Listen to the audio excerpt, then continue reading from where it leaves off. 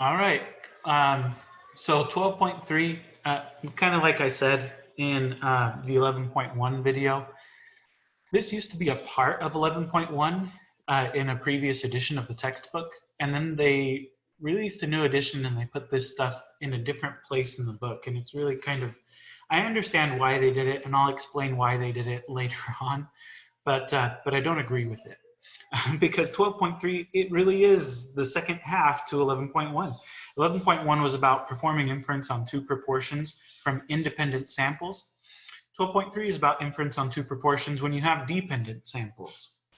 So when you have dependent samples, we're going to run a different test called McNemar's test. Or maybe it's McNemar. I don't know how to say that name, but anyway, we're going to run that person's test.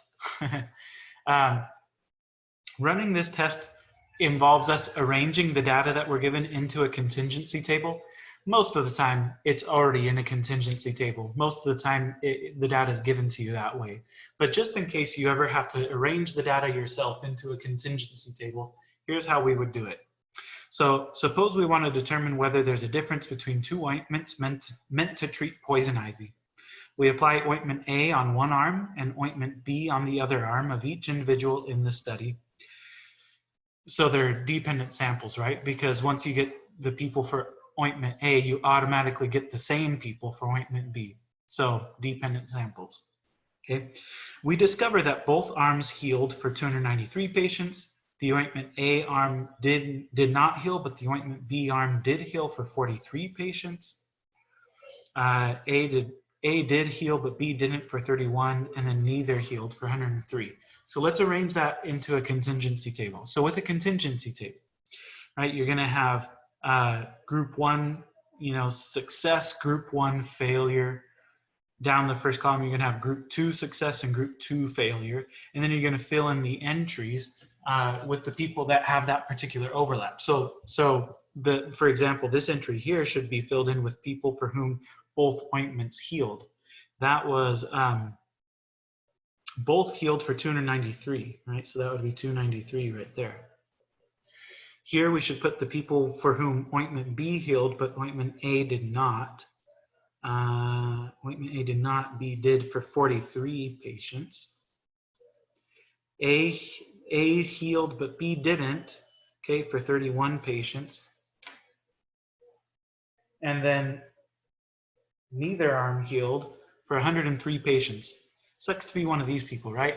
It means the means the researchers came over, rubbed some poison ivy all over their arms, and then proceeded to treat them with ointments that didn't work. So 103 people are just sitting there with poison ivy now. Anyway, horrible. That's that. Okay, so that's how we arrange data into a contingency table. Like I said, most of the time that step is done for you, but just in case you ever have to do it yourself, that's how it would be done. So once you have your data into a contingency table, now here's how McNemar's test is going to work. So we're going to state our null and alternative hypotheses. In this case, we only have a two-tailed test. So when we go to run this thing in StatCrunch, it's always going to be two-tailed. Okay.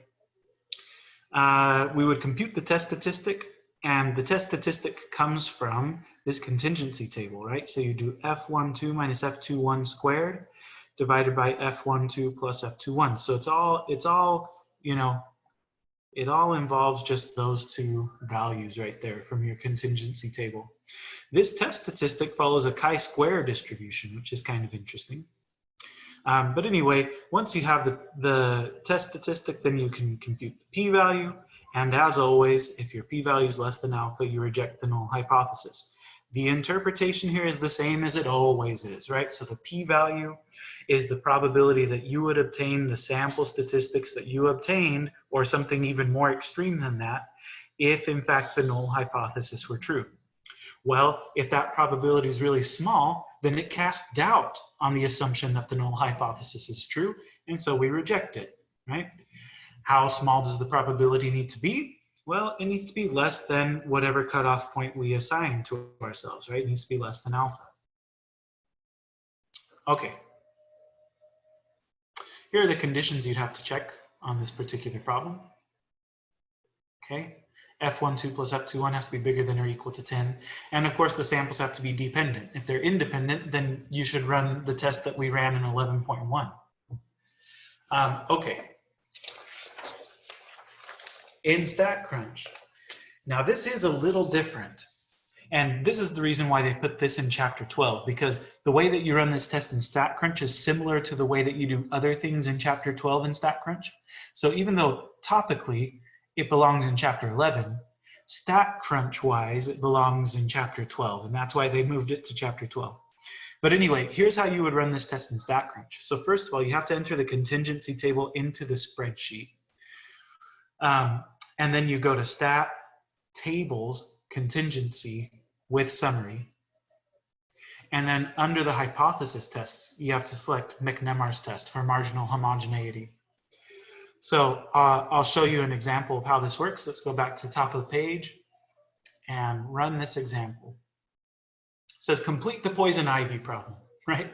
So here's that contingency table that we filled in on the other page, right? But let's remind ourselves, okay, we want to determine whether there's a difference between two ointments meant to treat poison ivy. We applied ointment A on one arm and ointment B on the other arm of each individual in the study, and these were the results that we obtained. So let's test let's test to see if the proportions are different, okay? So our null hypothesis, as always, that P1 equals P2. The alternative hypothesis is that P1 does not equal P2.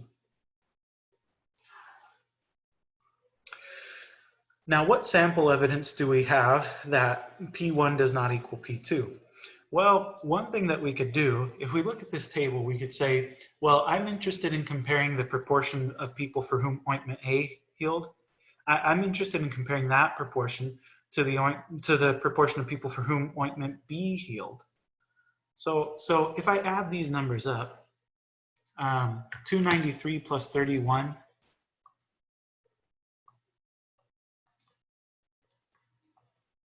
is 324. And then if I add these numbers up across this top row, 293 plus 43 is 336. Of course, since these are dependent samples, I have the same number of individuals in each group. So the fact that 324 is less than 336 kind of tells you, that ointment B was a little bit more effective. At least in this particular sample, it seemed like for the people in this sample, ointment B was more effective. But is that a big enough difference for us to safely conclude that ointment B is a better ointment in general for the population at large? Well, so for that, we're going to run McNemar's test, right? So we're going to enter the data into the spreadsheet, and then we're going to go to Stat, Tables, Contingency.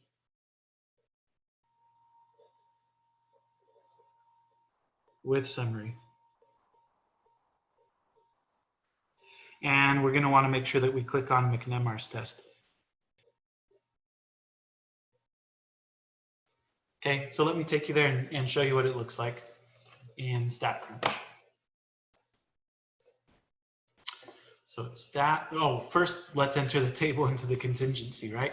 So here I'm gonna enter the table exactly the way that it looks on my page. So here I'm gonna put B healed,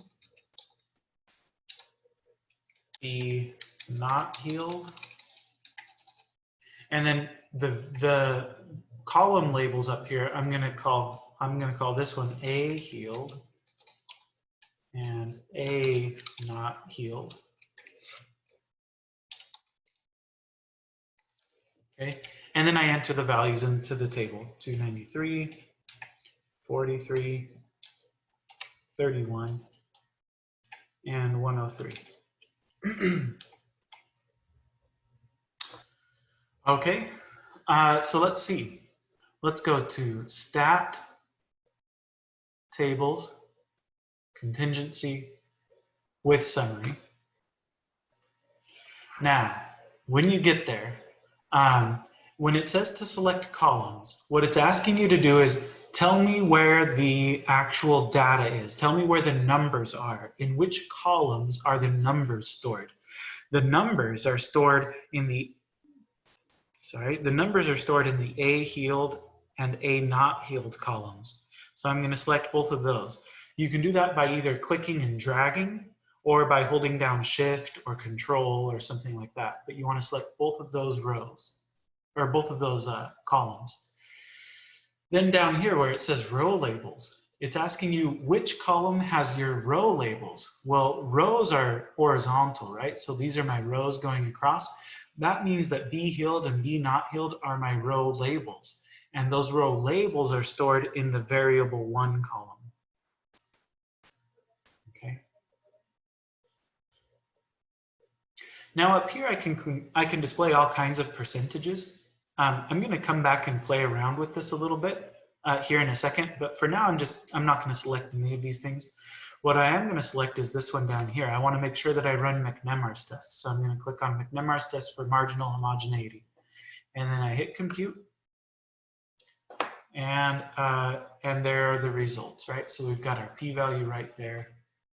Our test statistic, in case you're interested, right, is also there. They also give us the totals, right? So we did some of these together. We did 324 together and 336, but it does all of the other totals as well as the grand total of 470. So if I wanted to, well, I'm going to go back and I'm going to look at the column percentages.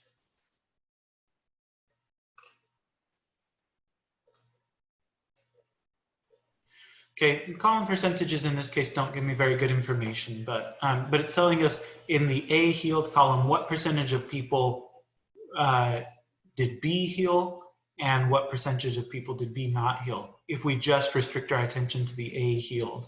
If we just restrict our attention to A did not heal, what percentage did B heal and what percentage did B not heal, right? That's not very interesting. What would be more interesting would be to look at the percent of total, I think.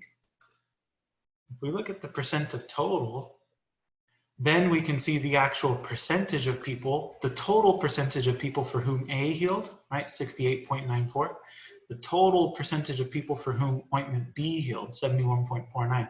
So again, you can see that, that this percentage is a little bit bigger than this one. Is there enough of a difference to conclude that B is a better ointment than A?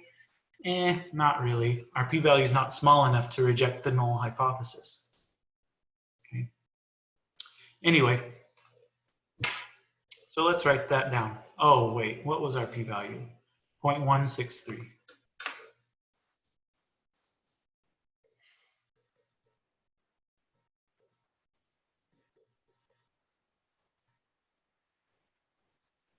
So our p-value is 0.163. Since 0.163 is not less than 0.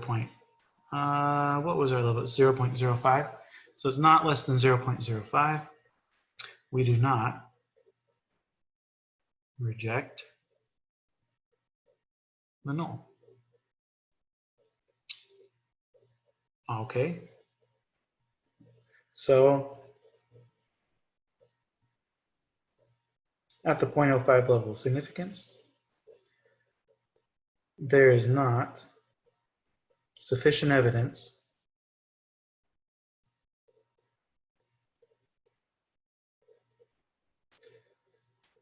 to claim that,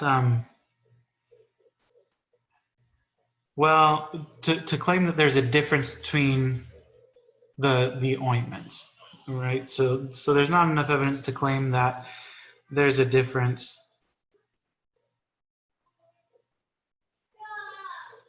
in, I'm going to say there's a difference in the proportion of people for whom ointment A and B heal, okay?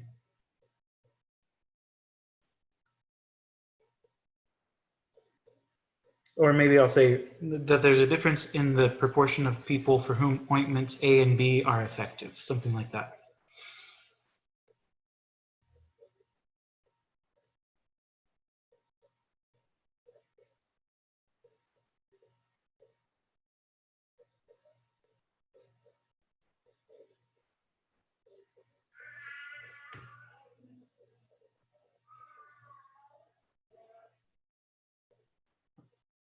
Okay, that's that one. So there's not enough evidence to claim that there's a difference in the proportion of people for whom ointments A and B are effective. And that would be that. Okay. Let's do one more example. Okay, I'll let you work on this one. So see if you can do this one on your own. It says a recent general social survey asked the following two questions of a random sample of 1492 adult Americans under the hypothetical scenario that the government suspected that a terrorist act was about to happen. So they asked them these two questions. Number one, do you believe the authorities should have the right to tap people's phones? And number two, do you believe the authorities should have the right to stop and search people in the street? The results of the survey are down here. And then we want to know if the proportions who agree with each scenario differ significantly. So again, I'll let you pause the video, see if you can work this out on your own. I'm going to go ahead and give you my solution now.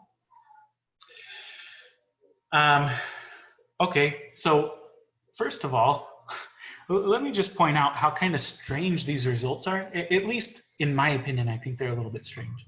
So there are 494 people who say yes to both questions. They're like, yeah, the government should be allowed to do whatever it wants if they think terrorism is about to take place. So I understand those people.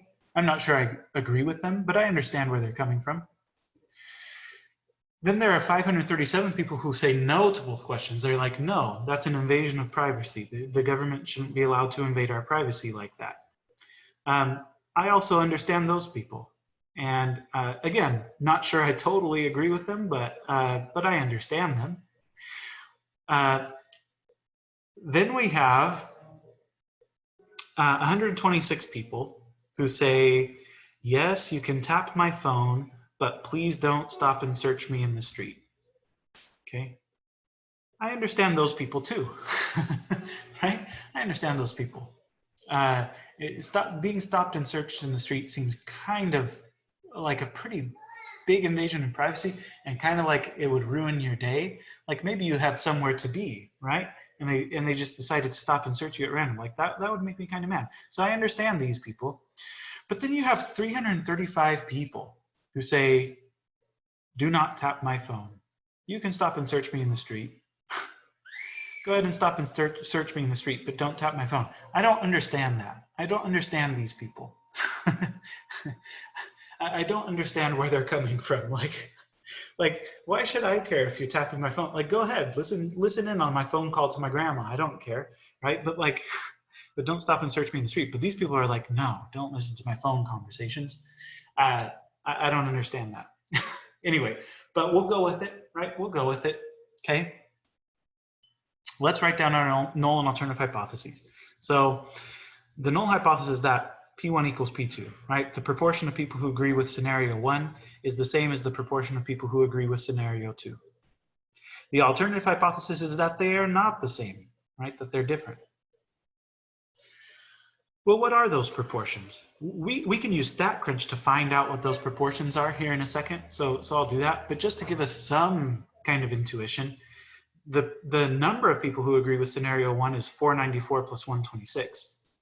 And the number of people who agree with scenario 2 is 494 plus 335. That's a lot bigger. So I think the proportion of people who agree with scenario 2 is a lot bigger than the proportion of people who agree with scenario 1, which again is so strange to me. Who are these people that they like, why would you be okay with people stopping and searching you in the street, but not okay with them tapping your phone calls? I don't get that. But anyway, let's run the test. So there is a pretty significant difference. Is it statistically significant, right? Is it different enough for us to reject our null hypothesis here? Well, let's see. Stat tables contingency.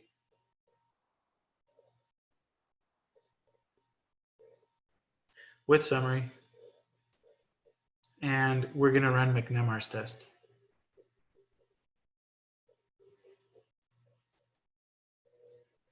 Okay, let's see what we get.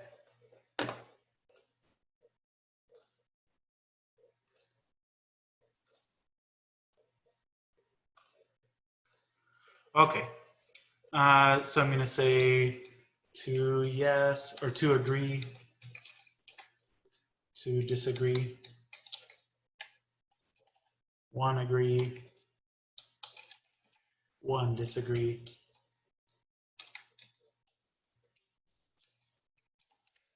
and then fill in the numbers.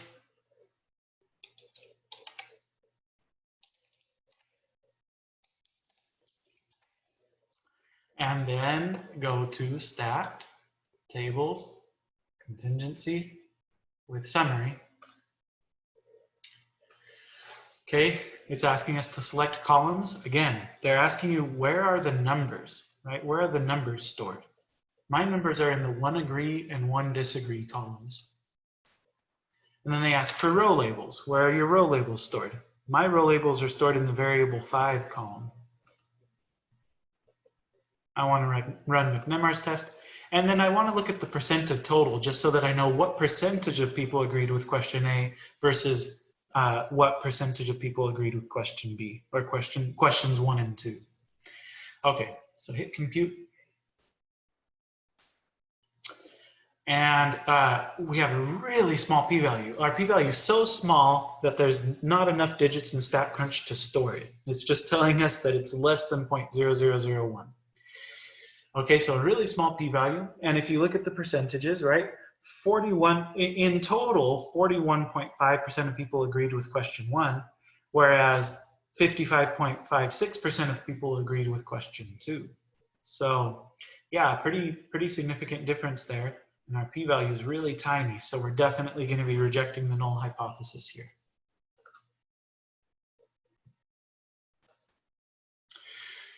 So our p-value is less than 0.0001. Since 0.0001 is less than our level of significance, 0.05, we reject. We reject the null.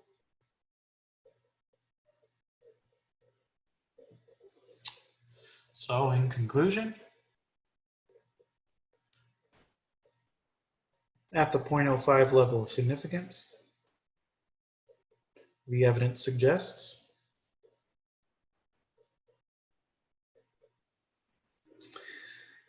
that the proportions of people who agree with each scenario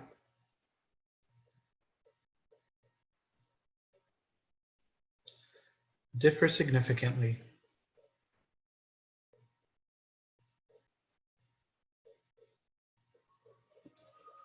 okay. And that's all we would say for our conclusion, but just looking at the percentages again, right, this one was something like 55% and this one was something like 44% or something like that, right? So it's pretty clear that people are more likely to agree with the second scenario than they are to agree with the first one, which again is just so strange to me. But maybe what they're thinking is that, well, the authorities can stop and search people randomly in the street, but they're going to be looking for someone who looks suspicious, and I don't look suspicious, so I don't have to worry about being stopped and searched. I don't know. I don't know what their deal is, but anyway. But that's that. Okay.